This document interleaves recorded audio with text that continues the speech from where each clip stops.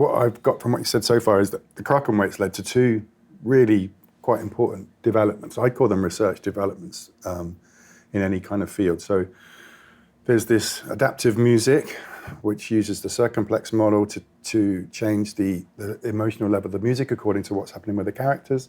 And then there's this acoustic simulation of spaces, so that the reverb within the room has a very accurate perception of spaces. Now, Giorgio's company, Sound Reactions, has also been working on a medical project, and this project involves the retraining of people who have had cochlear implants. Do you want to explain what a cochlear implant is and give context to that project? Yeah, absolutely. So it is for people with hearing impairments, which could be partial or total. So people that completely lost their hearing. There's various types of implants depending on where is it that you have your issue that is stopping you from hearing. But basically what it is a surgical implant that goes, it's basically like a silicone tentacle that gets implanted in your inner ear inside your cochlea, and it has electrodes on it that fire electrical impulses. You have a microphone basically it's either on your head or behind your ear usually. It gets converted into electrical signal and it gets fired directly into your cochlea. And then your cochlea basically sends that to your auditory nerve, back into your brain. The thing is that is basically extremely rudimentary compared to our natural hearing. Like the way we hear is extremely more defined and advanced compared to a bunch of electrodes that a person with a cochlear implant gets. So what you were saying is so the cochlea is a spiral and organized according to frequency along the cochlea, around the cochlea. So the microphone... Yeah, the microphone picks up the sound around you, transforms it into...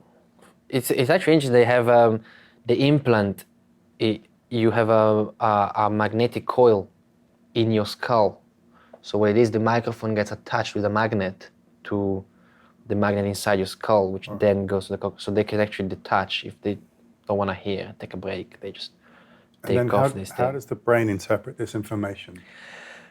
That is the crazy thing. The brain has to relearn to associate these messages, these new, these square waves really that you're getting, into identifying sounds around you, which is what we do when we're babies, with a much more advanced hearing system anyway.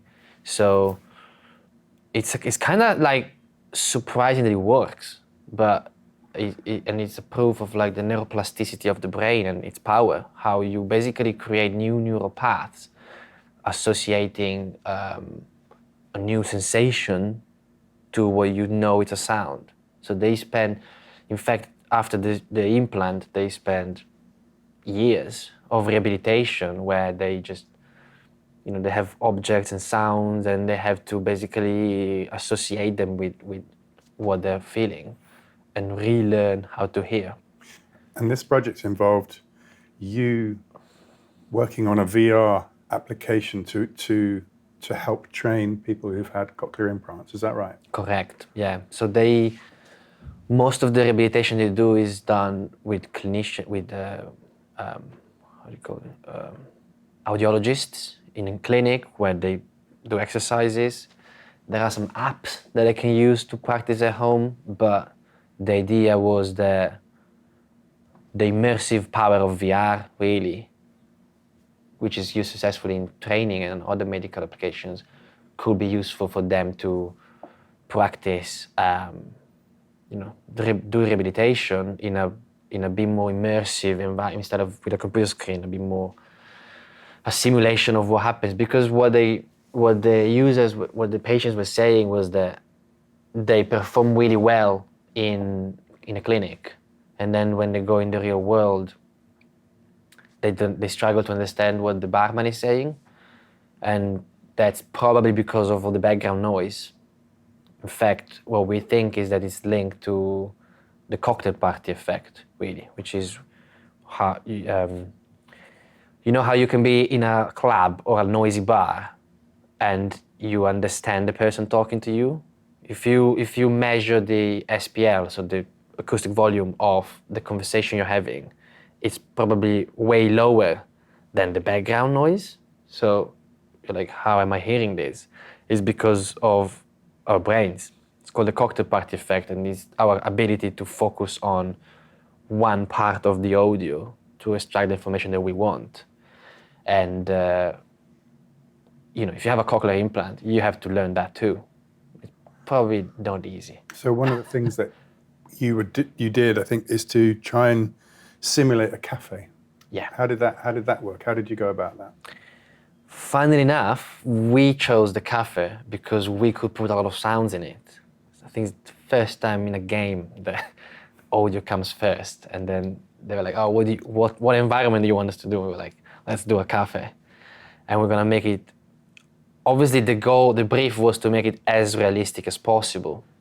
So we, as I was saying, one of the things we did was quite early in the project. We took all of the available software for acoustic simulations, this is last year. So these were Steam Audio, Google Resonance, Oculus Specialized, I think it's called, and Project Acoustics from Microsoft, which is new and very exciting, and then the native Unreal capabilities for acoustic simulations.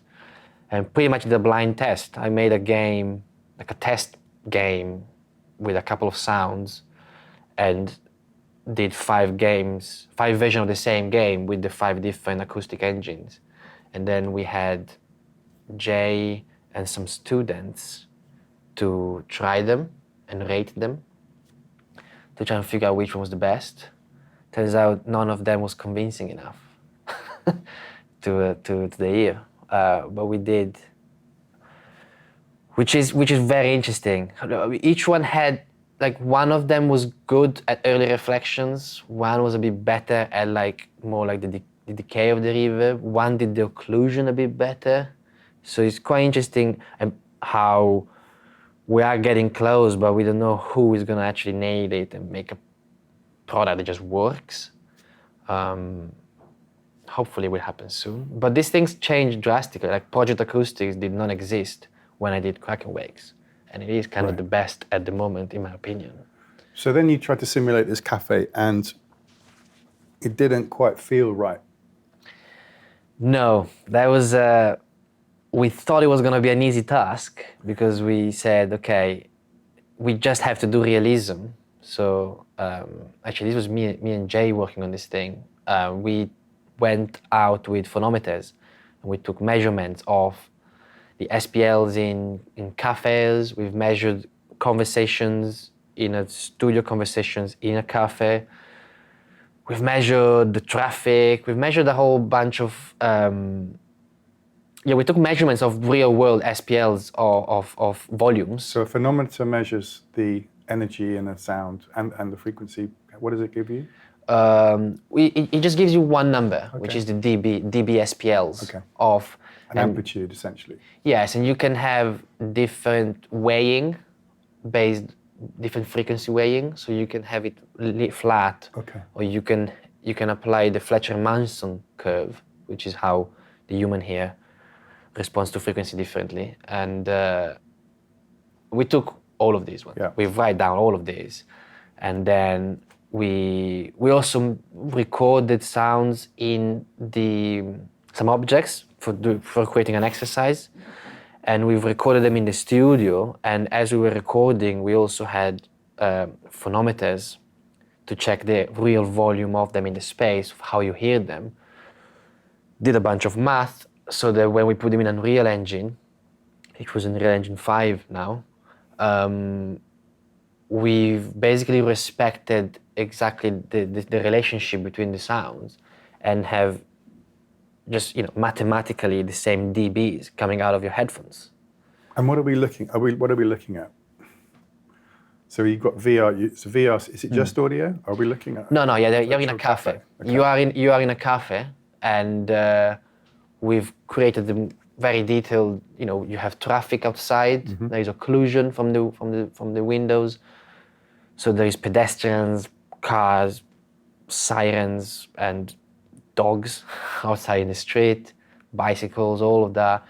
Then inside the cafe, you have the background chatter of people talking. You have the sound of the fridge and other machines. You have the coffee machine being used to make coffee for steaming milk. Sink is going off every now and then, and there's a radio playing some ambient jazz. There's all these things, and the first thing that we all realized straight away was that it just sounded off. Maybe that was the ambient jazz. It was ruining everything. Why did it sound off? What was? So it all sounded too quiet and too dynamic. There was way too dynamic, and I don't know how many times I've been checking all of the numbers, and I've compressed it all 2:1, just literally the whole thing just compressed. So I've halved the dynamics, and it just sounded non-realistic. It just sounded, and everybody from the client to us to the students who worked with us, they would all agree that it was just not sounding like a cafe sounds to me. And we don't know why that is. We ended up pretty much doing, it's finished now, the demo, and we ended up doing it by ear. So just sort of mixing it like you mix a normal game, and just being like, oh. Or a normal track, or a piece of music. Or a piece of music, yeah, or film. Just basically mixing, saying, I think those cars are a bit too loud. So we have a few theories of why that happened. One is maybe because of the headphones, because they're too close to your ears, or maybe because we're used to virtual content being compressed, so we can't expect it to be compressed. But anyway, I think the answer to why that's happening is in our perception of sound. It's in the psychoacoustics. So it's in our expectation. Another thing that I was actually thinking now talking to you was that it might be also due to the fact that we, in real life, we have some muscles in our inner ear. Well, it's actually they're close to our tympani that constantly contract and relax to adapt to the volume of what we're hearing. And they actually, interesting, they're very fast. And that's what saves your ear from exploding when someone hits a snare near you. It's because they have this fast contraction. So I think maybe that's actually what's going on. In the real world, we are compressing the sound of the cafe, or when there's a door being slammed, much faster than you can when you have a bunch of headphones and a VR experience. So then the VR experience sounds too dynamic. And what it also is, I think that's really interesting, but what it also says to me is that what we perceive is not what is exactly there with scientific measurements. What we perceive is all is made up also by the brain, so and the mind and the context and our memories of every cafe we've been to and every sound, every conversation we've had, every piece of ambient jazz we've heard on a radio and the dogs outside. We construct this meaning. It's heavily mediated, which is why the people with cochlear implant actually have to redo all of their work, really, because so much of our hearing is actually it's the same reason why they say you train your ears as a sound engineer. Your ear doesn't mechanically get better over time, just get worse. Is you are learning how to identify, focus on the hi-hat, recognize different types of distortions. It's all really neuroplasticity. And what you've done is you've mixed it.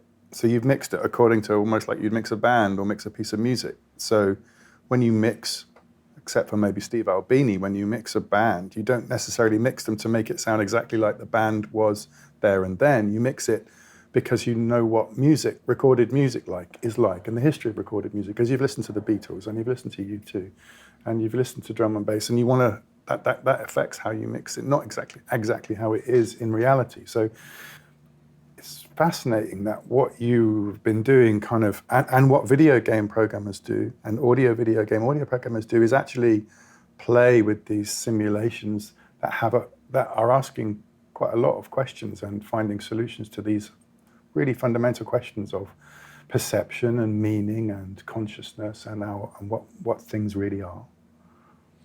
Yeah, it's very interesting. I think it links to also the hyperrealism of sound design in films.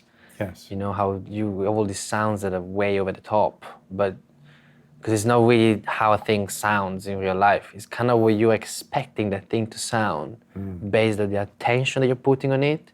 So if an object is in the middle of the screen, like somebody's scribbling, like somebody scribbling on a piece of paper is so quiet. But in movies, yeah, it's just so loud because that's kind of what you're focused. But that's in a way how we're perceiving the world. Because if you focus on someone doing it, then you can all of a sudden you're hearing that sound. It's very interesting. From a research point of view, I think it's really interesting because I think these people who, Giorgio and Jay, and the programmer that you're working with, Oscar at Charisma, are all doing really important research work in perception and simulation of perception. And so what I think we could do at DBS is, I mean, what you were saying earlier is that, you know, you do this thing, you come up with all these ideas, people in games do, and then they go on to the next game, and then they go on to the next game. But perhaps there is a chance to kind of sit back and explore some of these things in a bit more detail. Yeah, I think it'd be worth it. I think especially in the gaming world, it happens all the time. People come up with very interesting solutions to the specific thing they need to solve. But because it's a commercial project, you really just have to deliver, have the product done, cool, and then you probably need to find another one because you need to work. Yeah. And you don't have the time to. Yeah, I guess a lot of solutions or a lot of questions don't get the time that they deserve to be explored, really. I think that's. Thank you. Well, thank you very, very much, Giorgio. Thank you. Fascinating.